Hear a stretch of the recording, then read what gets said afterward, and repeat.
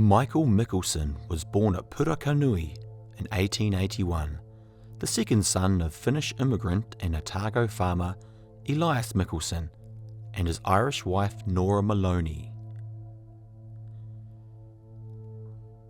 Michael remained at the family's Mihiwaka base when his parents moved to Waio Downs in South Canterbury. In 1906 he married Sarah Jane Booton, and 3 years later their only child, Grace Ann, was born at Pūrākaunui. Sarah died when Grace was just 3 months old, and the baby went to live with her grandparents and aunt, Adarina Booton, in Taranaki.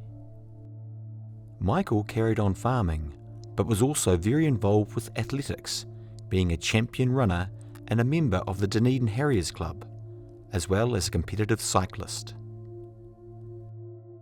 In 1914 he was elected to the Wakawaiti County Council for the Blueskin riding.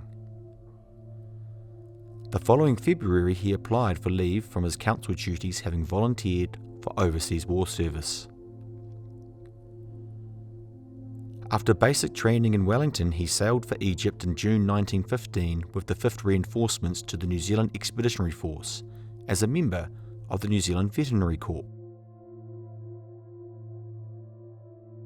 There were huge numbers of horses to be looked after at the New Zealand bases in Egypt, but there was a significant reorganisation at the end of the Gallipoli campaign in 1915.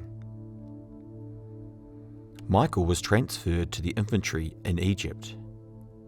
Sailing on to France in late May, he was duly posted to the 8th Southland Company of the newly created 2nd Battalion of the Otago Infantry Regiment on 29 July 1916.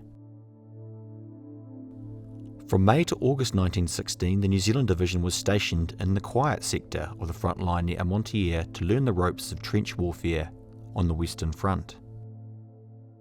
The Otagos took many casualties at Amontier and endured the miserable conditions that were part of life in the trenches. Then, at the end of August 1916, they began marching south to the Somme, where a major British offensive had begun on 1 July. Michael was promoted to Lance Corporal on 11 September. 4 days later, the New Zealanders took the lead in an attack on the village of Flers, part of the third phase of the First Battle of the Somme, known as the Battle of Flers-Corcelette. This was the first divisional-sized set-piece attack in the history of the New Zealand Army, and would see the division leading the attack around Flers for 23 days as they continually pushed forward in incremental advances into the German-held zone. The 2nd Otagos led one such attack on Flers on 1 October in a push to take over the German positions known as the Circus. That afternoon, Michael's 8th Company came under heavy machine gun fire as they moved forward on the right of the advance, taking many casualties. In the battle's wake, Michael was initially reported as wounded, and it was many months before the family learnt that he had in fact been killed. They eventually received some information from Sergeant Edward Dillon from Port Chalmers, who wrote with news of his death. I met several Otago boys who were in his company, and among them I met his company sergeant at the time. He tells me that a shell landed close to them, and I'm sorry to tell you, Mick was hit and died a few minutes after, and was buried on the battlefield, very decently, by his comrades. He tells me your son played the game all through, and was one of their best men, and died a hero like a big number of New Zealand's best boys that day. Please accept my deepest sympathy. It'll be gratifying to you to know that he did his duty like a soldier and a gentleman.